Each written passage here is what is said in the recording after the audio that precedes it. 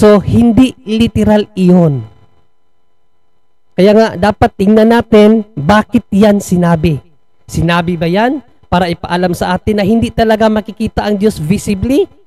Or sinabi ba yan para ipaalam sa atin na hindi talaga Diyos ang ating Panginoong Jesucristo? Okay? So, yun pong dalawa na yan, mga kapatid, ang ating bibigyan ng kasagutan. Una, balikan natin ang 1 John 4:12. Car back, sauce in hand.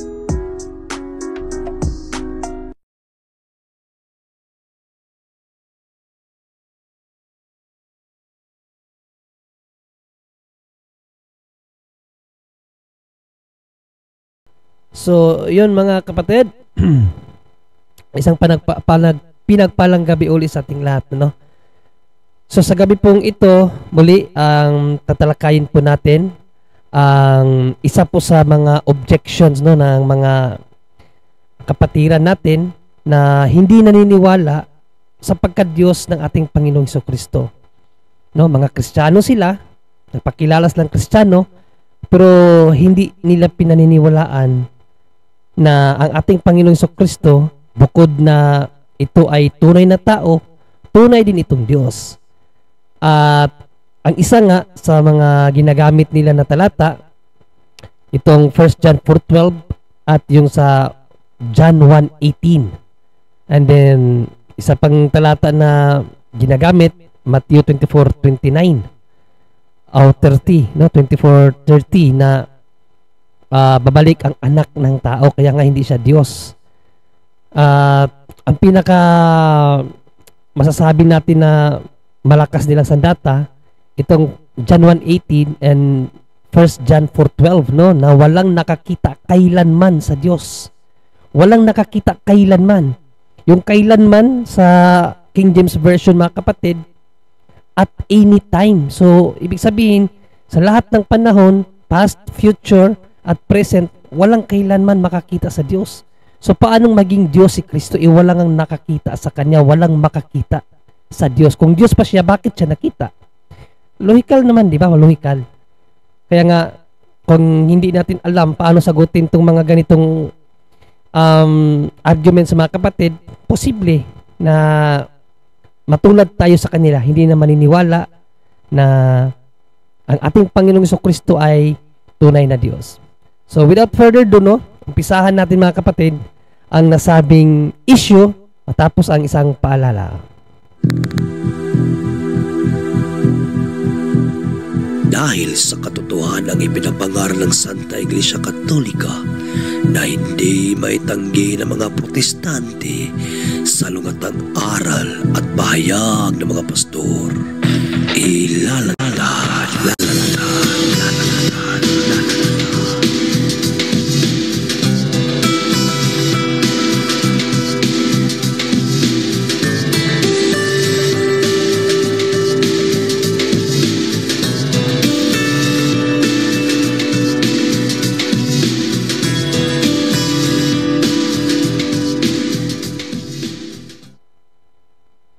back, sauce in hand.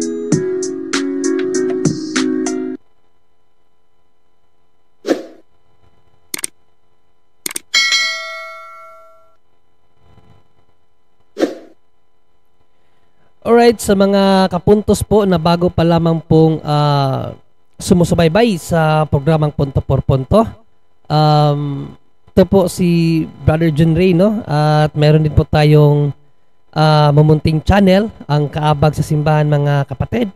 So, pwede nyo rin pong tingnan ang ating pong channel para po makita nyo rin yung mga ginagawa nating mga videos sa ating pong channel, no, na mayroong kinalaman sa ating pong sa ating pananampalataya, no, na itinuro ng Inang Simbahan at ng banal na kasulatan.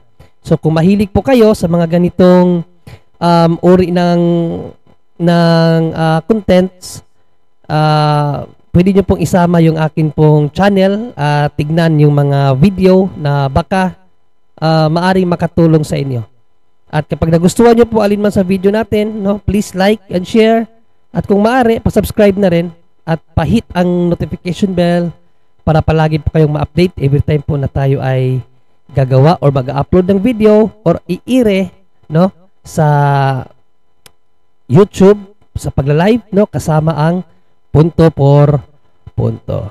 Right? So, balikan natin ang issue, ang ating pong tatalakayin mga kapatid, ang argumento ng mga kapatiran nating protestante na hindi naniniwala sa pagka-Diyos ng ating Panginoong Hesukristo. Gamit nga nila yung talata sa 1 John 4:12 na walang kailanman makakakita sa Diyos. In John 1:18, tanging ang bugtong na anak lamang ang nakakakita sa Kanya. Kaya kung wala pang makakita sa Diyos, hindi talaga Diyos si Kristo kasi nakita siya. Ayon nga kay Apostol na Juan, siya ay aming nakita, narinig at nahawakan. So therefore, hindi Diyos ang ating Panginoong Hesukristo. So, mayroon pa akong inihandang isang short clip video, no, na isa pong babae, si ate, di ko alam kung anong pangalan niya, at di ko rin alam kung ano yung kinabibilangan niyang sekta. Basta nakita lang natin to sa Facebook, at yun nga, nagpahayag siya na hindi Diyos si Kristo gamit ang mga talatang ito. So, pakinggan po natin ang nasabing video mga kapatid at agad nating sagutin. Right? So, ito po ang kanyang sinabi.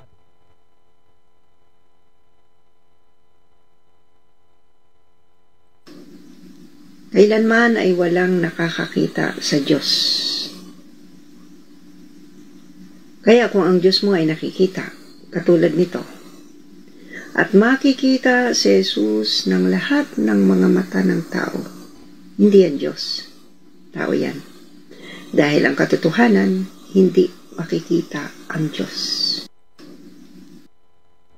So, napakaikli lamang ng kanyang video mga kapatid, no? Ginamit niya ang 1 John 4:12 na walang sinumang makakakita sa Diyos kailanman. At sa Matthew 24:30, tungkol kay Jesus, makikita siya ng lahat, no? Ang ginamit niya na version diyan is Jesus, pero sa mga Biblia na well known na ginagamit ng mga protestante, anak ng tao. No, yung anak ng tao. So yung dalawang talata niyan mga kapatid ang atin pong bigyang kasagutan, no, kung talaga bang hindi Diyos si Kristo gamit ang mga talatang iyan. So again, every time po na tayo po ay nagpapaliwanag, palagi ko pong pinapasiuna na sa pagbabasa ng Biblia ay dapat gamitin natin ang itinuro ng simbahan mga kapatid, no? Na para maunawaan natin ang pagbabasa natin sa Biblia, maunawaan natin ang ipinapahiwatig nito, kinakailangan nating i-apply yung 4 basic rules. Kasi kapag hindi natin alam kung paano basahin ng Biblia, paano i-apply yung itinuturo ng simbahan, magiging katulad tayo ni ate, no? Na basta na lang nagbasa, siya na nagpapaliwanag. So ano ba yung 4 basic rules para hindi tayo maligaw sa paggamit o pag-unawa sa banal na kasulatan mga kapatid? Ito po yung sino ang nagsabi, sino ang sinabihan, bakit ito sinabi, at yung tradisyon nila kung bakit yan ay nasabi. So 4 lang po yan. Yan po ang basic. Para malaman natin kung yan ba ay literal na sinabi o yan ba ano bang kahulugan yan. No? So, tingnan muna natin ang nasabing talata at ating himay-himayin mga kapatid. Okay? In 1 John 4:12, ito ang ating mababasa, no? Sino man ay hindi nakakita kailanman sa Diyos. Kung tayo'y iibigan, ang Diyos ay nananahan sa atin at ang kanyang pag-ibig ay nagiging sakdal sa atin. So napakalinaw dito na ang Diyos talaga kailanman ay hindi nakikita, no? Kung titingnan natin to sa King James Version mga kapatid, mas malala to kasi no man hath seen God at any time. So sa lahat ng panahon talaga, wala pang kailanman nakakakita sa Diyos. At anytime. Ano bang ibig sabihin ng anytime? Sa Old Testament, sa panahon ng ating Panginoong Jesucristo, sa panahon natin, at sa panahong darating. Ibig sabihin, hanggang kailanman, hindi talaga pwedeng makita ang Diyos. So, i-apply natin yung 4 basic rules kung literal bang yun talaga ang gusto na ipaiwatig ni Apostol na Juan. Ano? So, sino ang nagsabi nun? Si Apostol na Juan. Siya ang nagpahayag nun. Ngayon, ilagay natin yung ikatatlong rules, no, na ano ba ang kanyang pahiwatig, bakit niya sinabi yon. So, para ba ipaalam sa atin na si Panginoong Jesucristo ay hindi Diyos? At para ba ipaalam sa atin na kailanman ay hindi talaga pwedeng makita ang Diyos visible or visibly? Okay? So, dahil si Apostol na Juan ang nagsabi doon, tingnan natin ang ibang account ni Apostol na Juan patungkol sa Diyos kung makikita ba to o hindi. Okay? So, tingnan natin para makumpara natin kung literal bang ibig sabihin nun. In Apokalipsis 22, 3-4 mga kapatid, si Apostol na Juan din ang nagpahayag nito. No? So, makikita ba ang Diyos o hindi? So, ito ang kanyang ipinahayag sa pahayag 22, 3 hanggang 4 mga kapatid. Basahin natin.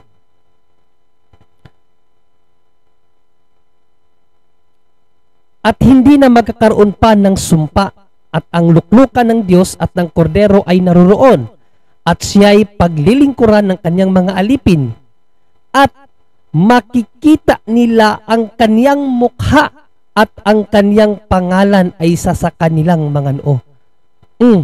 Paano ngayon to? Kung hindi makikita ang Diyos, bakit makikita nila ang kanyang mukha? Eh, makikita pala ang Diyos, mukhaan pa. Ngayon, ang sasabihin naman nila, sa ano yan eh?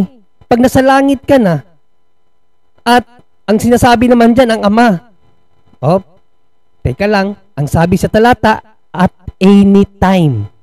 Sa lahat ng panahon, hindi makikita ang Diyos. So, simplang na. Sabihin niya, ang Ama naman ang binabanggit doon na makikita, hindi naman si Panginoong Jesucristo.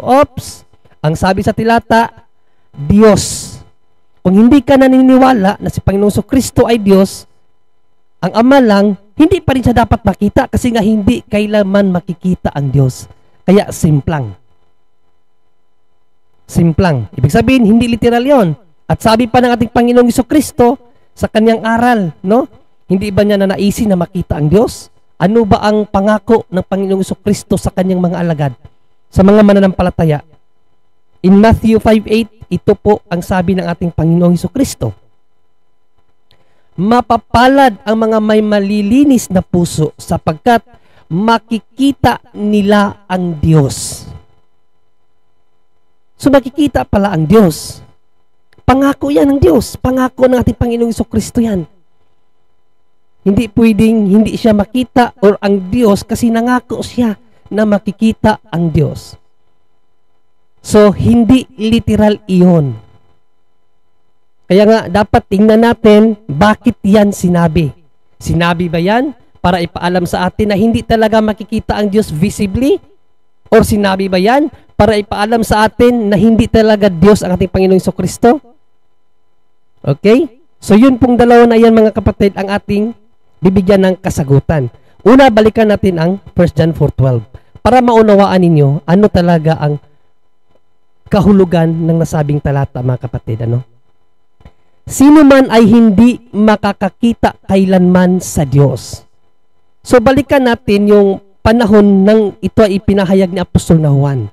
Ano bang lingwahe ang kanyang ginamit dito? Tagalog ba? English, Bisaya, or Greek? Of course, sa pagkakaalam nating lahat, nung panahon nila, ang umiiral na lingwahe ay Griego. No? So, isinulat niya yan gamit ang wikang Griego. At ano yung termino na ginamit niya para maunawaan natin? Kung yun bang termino na ginamit niya is refer lang sa isang kahulugan na visible, hindi makikita visibly, or mayroon pang ibang kahulugan na mas malalim pa doon. So, yan ang ating tingnan. So, nag-prepare ako ng interlinear Greek mga kapatid para makita niyo ano ang ginamit at para maunawaan natin ano ang explanation. Okay?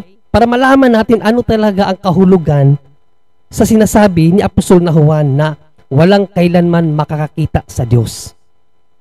Tumutukoy ba ito na hindi talaga makikita ang Diyos visibly? Or tumutukoy ba ito na hindi talaga Diyos Kristo? Ano ba talaga ang gustong ipahiwatig na Apostol na Juan? Okay, so tingnan natin ang Greek interlinear mga kapatid para atin ding malaman ang nais na ipahiwatig ni Apostol na Juan sa atin mga kapatid. Ano? Okay, so ito yung ating pong prepare na Greek interlinear no sa 1 John 4:12. Ayan no, 1 John 4:12. So ito po yung first part no kung saan nabasa na ang Diyos ay hindi nakikita. God no one at any time has seen. So yung hindi makikita ang Diyos, itong has seen, ang Greek niya, ang transliteration niya is titiyatai, no? Titiyatai, ang transliteration, titiyatai mga kapatid. So tingnan natin ano ba ang root word nitong titiyatai at ano ang kahulugan. So tingnan natin dito sa Greek number 2300, no? So ang root word pala noon ay theaomai. Theaomai. Ayan, ang transliteration na pinanggalingan ng nasabing salita is theaomai. Ano ang ibig sabihin nito? Ang definition niya is to behold, to look upon, to view attentively, to contemplate. Ano ibig sabihin to contemplate? To understand. So doesn't mean literally na to see visibly. So yun palang ibig sabihin no, to contemplate, to understand, na maalaman. Yan ang point, no? So tingnan natin ang paliwanag ng scholars no sa cultural and historical background. Paano ba ginagamit ang salitang theotemai? No? Ang cultural and historical background ito, paano ba ito ginagamit? Paano ba natin maunawaan? In Greco-Roman world, seeing and observing were important aspects of understanding and knowledge. The act of theaomai, no? The act of theaomai was not just about physical sight. So hindi lang siya pala nagre-refer sa kung nakikita ba siya physically. Ang term na theaomai mga kapatid, no? Was not just about physical sight, but involved perceiving. Ano ba ibig sabihin ng perceiving? Malaman, maunawaan, uncomprehending, no? Ma-comprehend natin, ano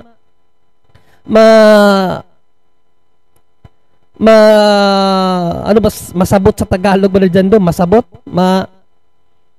maunawaan, no? Maunawaan the essence or meaning of what was observed.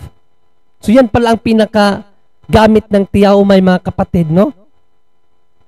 Involved perceiving and comprehending the essence of meaning of what was observed.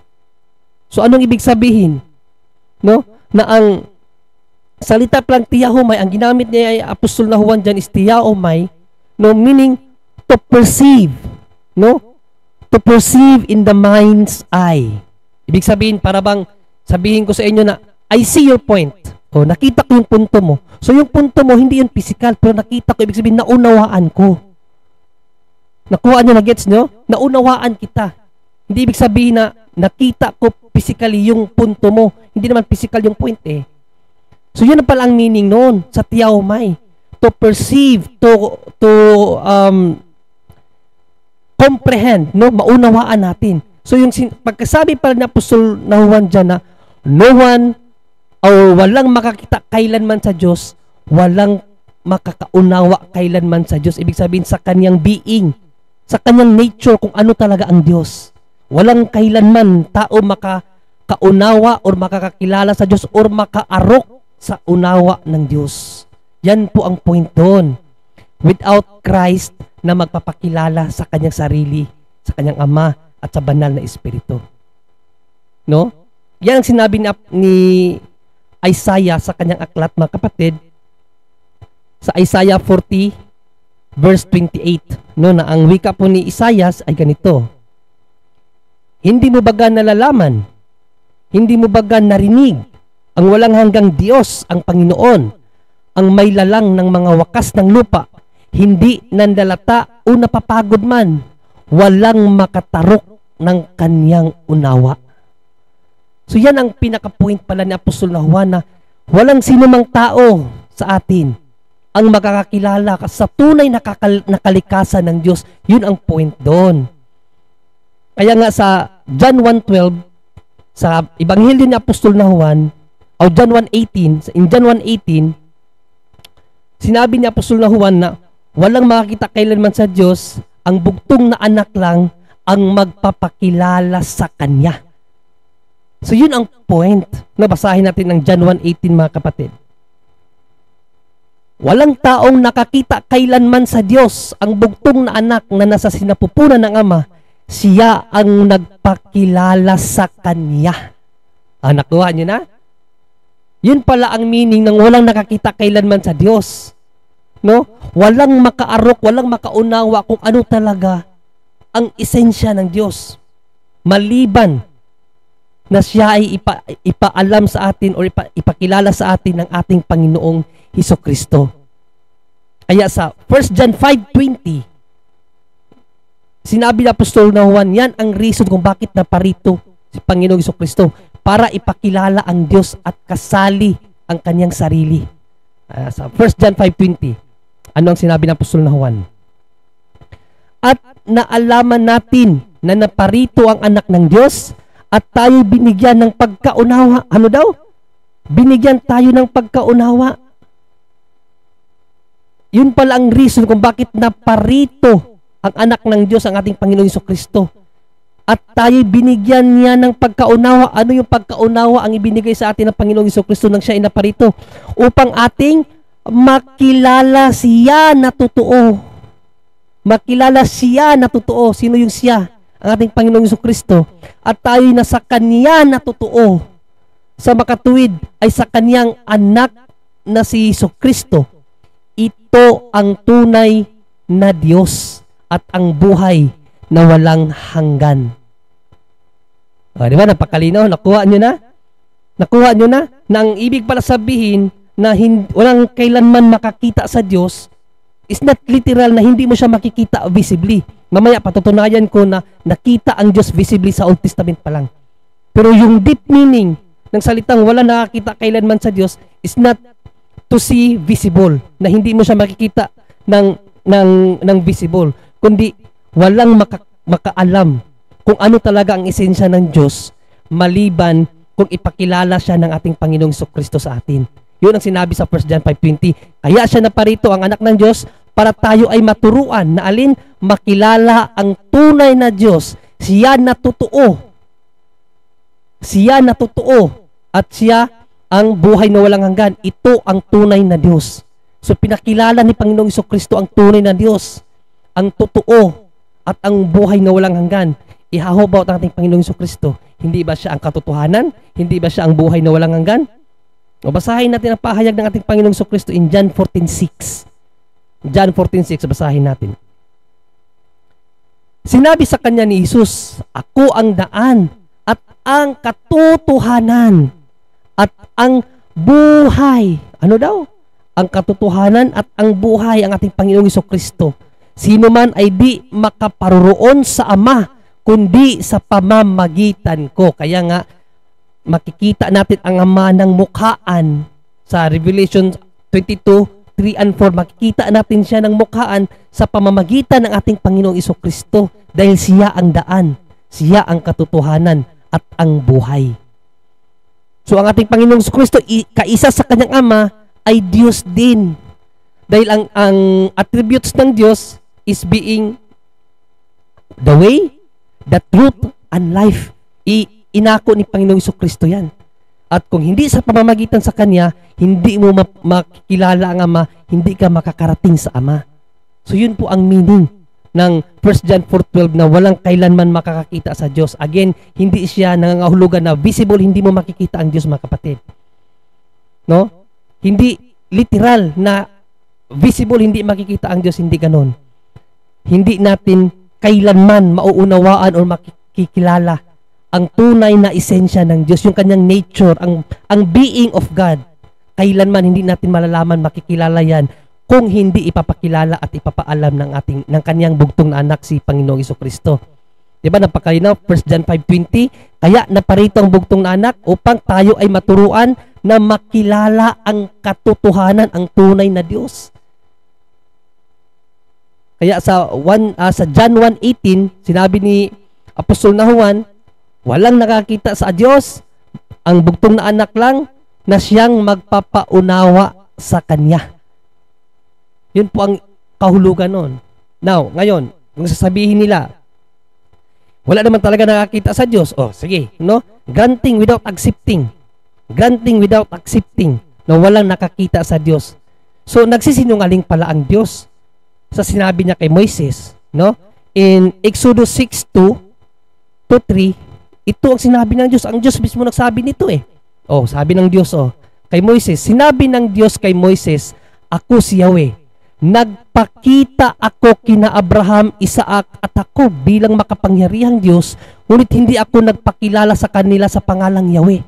Nagpakita pala kina Abraham Isaac at Jacob ang Diyos So sino ang paniniwalaan natin? Itong mga hindi naniniwala sa pagka-Diyos ng Panginoong Jesucristo na hindi kailanman nakakita ang Diyos, o ang Diyos mismo na nagsabi nagpakita siya kina Abraham, Isaac at Jacob? O isa pang talata, no? Kung talaga bang nagkita si Abraham at ang Diyos, o tingnan natin sa Genesis saan sila nakita. So Genesis 15:1 and Genesis 18:1-3, ito ang ating mababasa, no?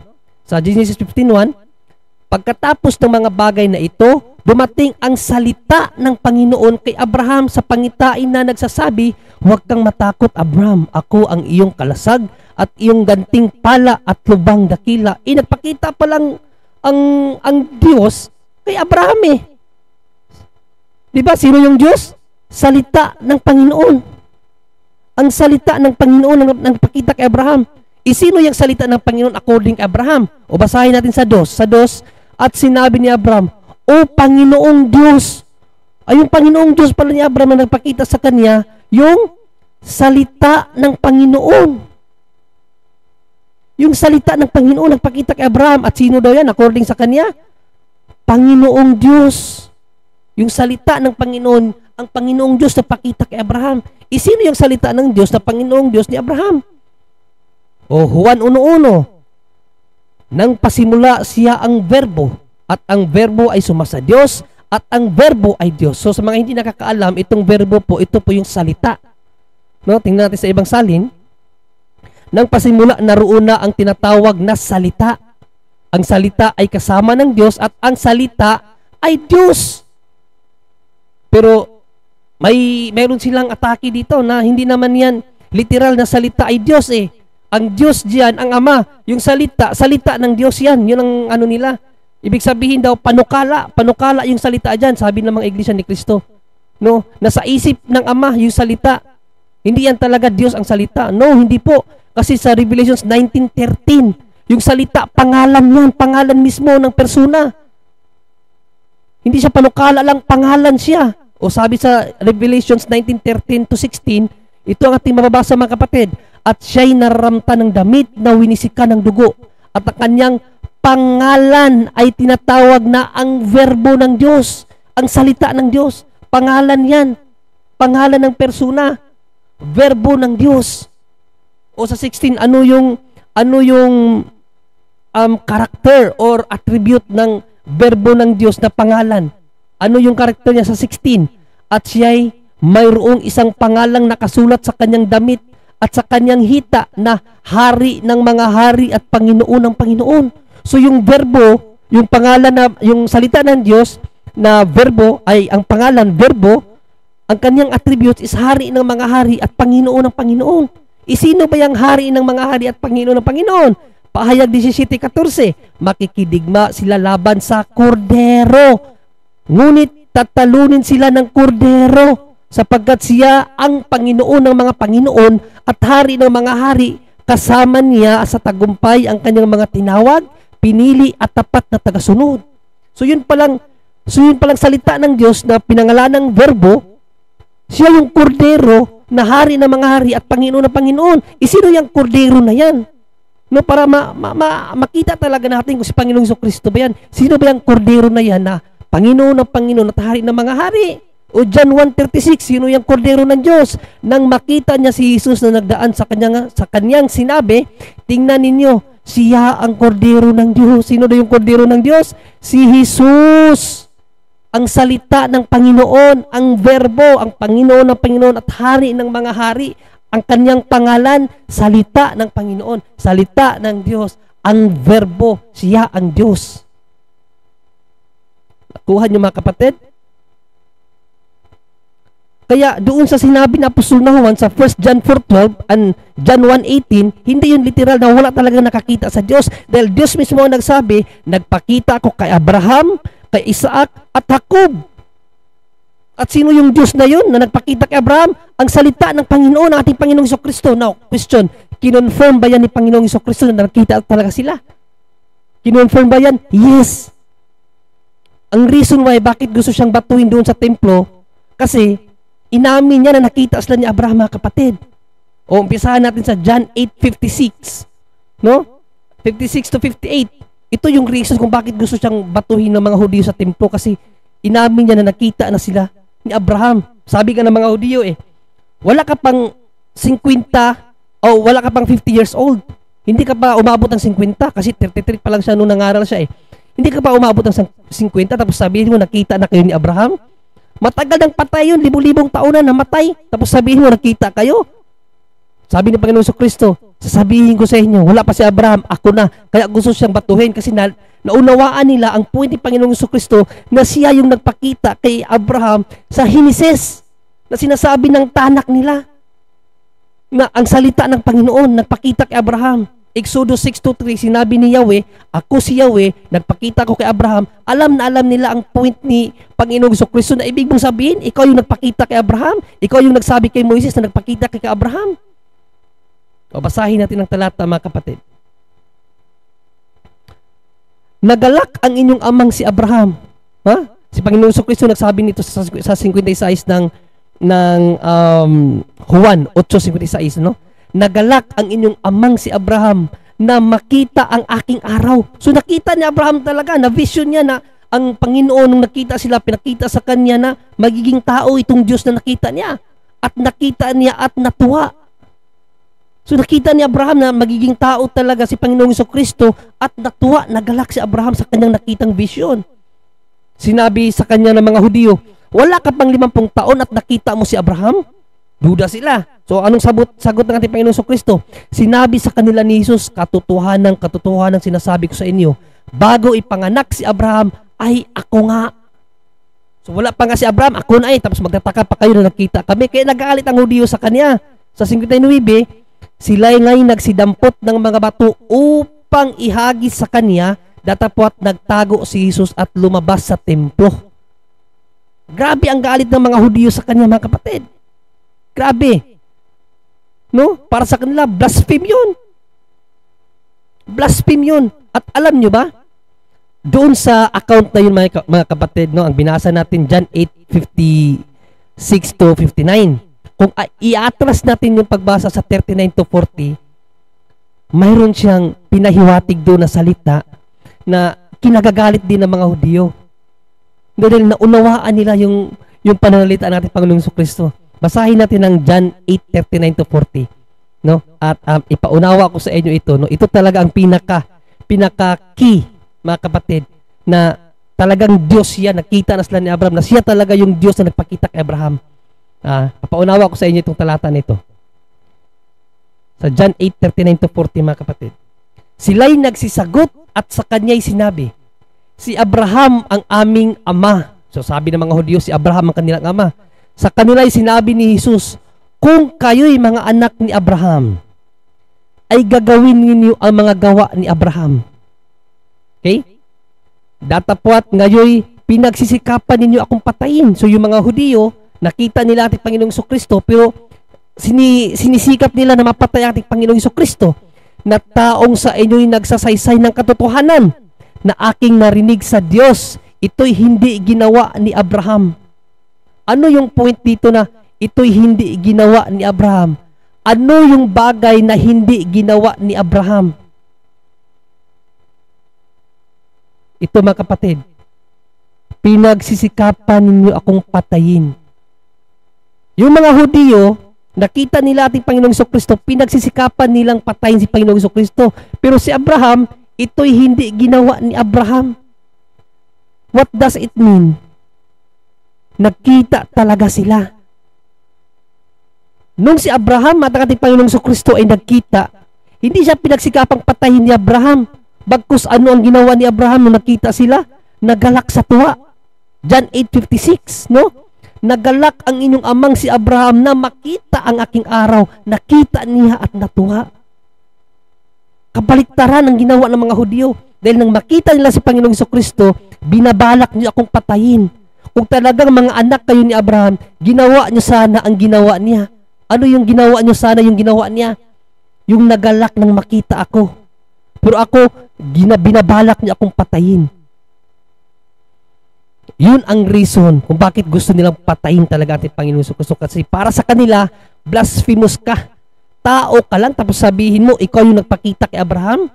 Ikaw yung nagsabi kay Moises na nagpakita kay Abraham, kay Isaac at kay Jacob. Ikaw yun. Tao ka lang. Diba? Ganyan ang mindset ng mga taga-iglesia ni Kristo. Mga saksi ni Jehovah. Mga Muslim. No? Mga Kristiyano na hindi naniniwala sa pagka-Diyos ng ating Panginoong Jesucristo. Tao ka lang. Kung nandun yung mga protestanting yan, doon sa panahon na yon, sasali sila sa pagbato sa ating Panginoong Jesucristo, mga kapatid. Okay? So sana naunawaan nyo yung point ni Apostol na Juan sa 1 John 4:12 at John 1:18 na walang kailanman nakakita sa Diyos. Hindi yun nangangahulugan na hindi makikita or wala pang nakakita sa Diyos visibly. No, hindi yun ang ibig sabihin. Anong ibig sabihin nun? Kailanman ay hindi makakaunawa ang tao sa kung ano talaga ang Diyos o kung sino talaga ang Diyos maliban sa pagpapakilala ng ating Panginoong Jesucristo. Yun po ang point doon. Ngayon dito naman tayo sa isang talata na ginamit niya na si Jesus ay makikita ng lahat, no? Dito sa Matthew 24:30, no, sa ang dating Biblia version, ito ang ating mababasa.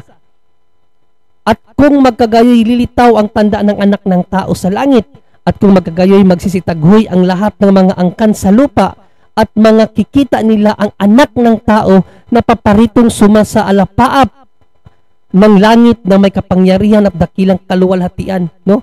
So ang anak daw ng tao ay mga kakita nilang lahat. So yung anak ng tao kasi si Panginoong Jesucristo yan eh.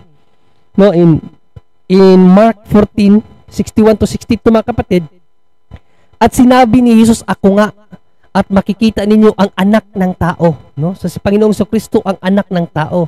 Kaya kinunik nila yon.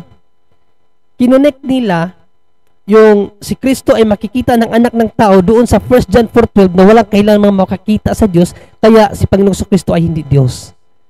Okay, so na-explain na natin yung 1 John 4:12 na ginamit niya at yung John 1:18, dito naman tayo sa anak ng tao. Ano ba ang concept ng pagiging anak ng tao ng ating Panginoong Jesucristo? Ito ba ay para patunayan na siya ay tao lang at hindi siya Diyos? Hindi po, no? Dahil in biblical language, yung pong anak ng tao is a divine title of God lang po yan. Tandaan nyo, divine title of God, ang anak ng tao. Ang pagkaanak ng tao ng ating Panginoong Jesucristo. Divine title of God. Titulo niya yan bilang tao na kaniyang kinuha, no, sa ating inang Birheng Maria. Kasi nagkatawang tao siya eh. Kaya siya tinawag na anak ng tao. Ibig sabihin ng anak ng tao, according sa katuruan ng simbahan, real human. Tunay na tao. Yan po ang ibig sabihin yan. Anak ng tao or son of man is Aramaic term. Nang ibig ko sabihin is real human. Kaya ang ating Panginoon Jesucristo, real human or real man siya. But at the same time, real God siya. Kaya paano ba natin yan i-explain na ang anak ng tao na ating Panginoong Jesucristo ay Diyos at hindi tao lang? Una, ito yung nakita ni Propeta Daniel sa kanyang pangitain. No, na nakita ko kasama ng Ancient of Days ang Ama na isang parang anak ng tao na nakasakay sa alapaap. No, in Daniel 7:13-14, mga kapatid, ito ang ating mababasa. Ako'y nakakita sa pangitain sa gabi at narito, lumabas na kasama ng mga alapaap. Sino daw yung lumabas kasama ng alapaap sa langit? Ang isang gaya ng anak ng tao, no? So kasama ng alapaap sa langit ang isang gaya ng anak ng tao. At siya'y naparoon sa matanda sa mga araw, ancient of days, ibig sabihin ng ama yan, at inilapit nila siya sa harap niya. So sino ba yung anak ng tao na nakasakay sa ulap sa vision ni Daniel? Si Panginoong Jesucristo yan. No? Yan nga yung binasa natin kaganina sa John 14:61-62. Nung tinanong si Panginoong Jesucristo ng mga Hudyo, nung nililitis na siya, hinuli na siya ng mga Hudyo, tinanong siya ng mga Hudyo, ikaw ba ang Mesiyas, ang anak ng Diyos? Ano ang sagot ni Panginoong Jesucristo? Basahin natin.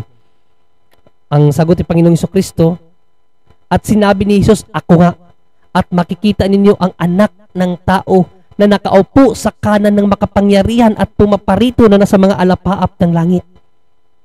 So ang pag-amin ng Panginoong Jesucristo, mga kapatid, kinagalit yan ng mga Hudyo. Kinagalit, kaya nga ang ginawa nung pari na nag-interview sa kanya, yung pinakamataas na hari, sabi ng pari, at hinapak ng dakilang saserdote ang kaniyang mga damit at nagsabi, ano pang kailangan natin ng mga saksi? Narinig ninyo ang kapusungan. Ano sa akala ninyo? At hinatulan nilang lahat na siya dapat mamatay. Yun ang pinaka-reason kung bakit gusto nilang mampatay ang ating Panginoong Jesucristo. Dahil hindi lang niya claim na siya yung Mesiyas, na siya yung anak ng Diyos. Claim din niya na siya yung anak ng tao na nakasakay sa alapaap na nakita ni Propeta Daniel. Alam na alam ng mga Hudyo ano ang sinasabi ni Panginoong Jesucristo. Kaya galit na galit yung pari. Yung Pangulong Pari na nag-interview sa kanya. Pinunit ang damit. Ang kanyang ginawa ay isang blasphemy. Ano pang hinihintay nating saksi? Kaya hinatulan nila ng kamatayan ng ating Panginoong Jesucristo. No? So, ibig sabihin yung anak ng tao, si Panginoong Jesucristo yun. Iyon ba ay tao lang or Diyos? Basahin natin. Ayon din kay Apostol na Juan, sa huling panahon, babalik yung anak ng tao. No? In Revelation 1:7 and 8, ano ang sinabi ng Apostol na Juan? Sa kanyang Revelation, Apokalipsis 1:7-8, narito siya'y pumaparitong na sa mga alapaap. Sino yung naparitong sa mga alapaap?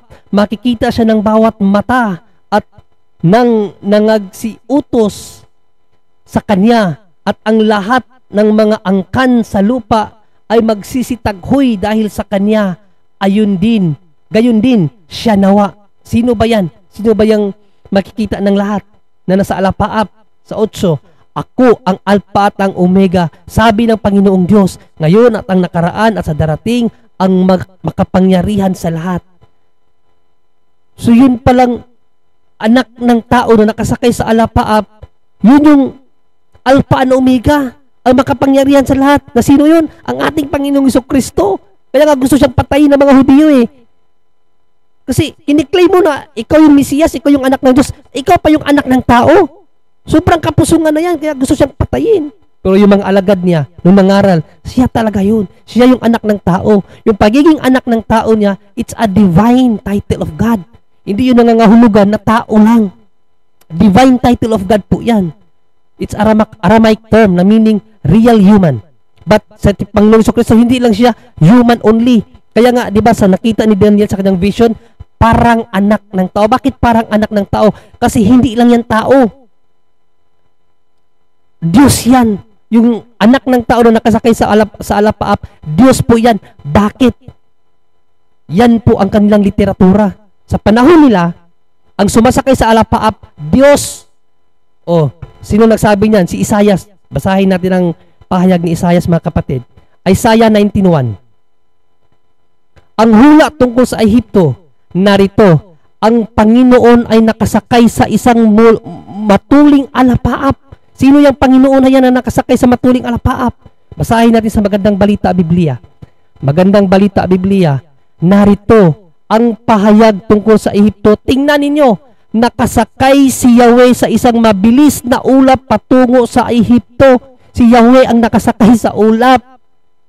Kaya galit na galit ang mga Hudyo sa ating Panginoong Jesucristo. Kiniklaim mo na ikaw ang Diyos, ikaw yung anak ng tao na nakita ni Daniel. Kapusungan yan. Blasphemy. Dapat sa iyo mamatay. Kaya mga kapatid, ang pagiging anak ng tao is not just a mere man. Divine title ng Diyos yan, no? In Awit 104:3, last verse, para matapos ang atin pong pagpapahayag sa gabing ito, ito po ang sinabi ni Salmista David, mga kapatid, na siyang naglalagay sa mga tahilan ng kanyang mga silid sa tubig, na siyang gumagawa sa mga alapaap na kanyang karo. No? Ang Diyos daw ang gumagawa sa alapaap na kanyang karo. Sa ibang version nito, mas maganda. Itinayo niyo ang inyong tahanan sa itaas pa ng kalawakan. Ginawa niyo ang mga alapaap na inyong sasakyan. At nililipad ng hangin habang kayo'y nakasakay. Ang Diyos po yan.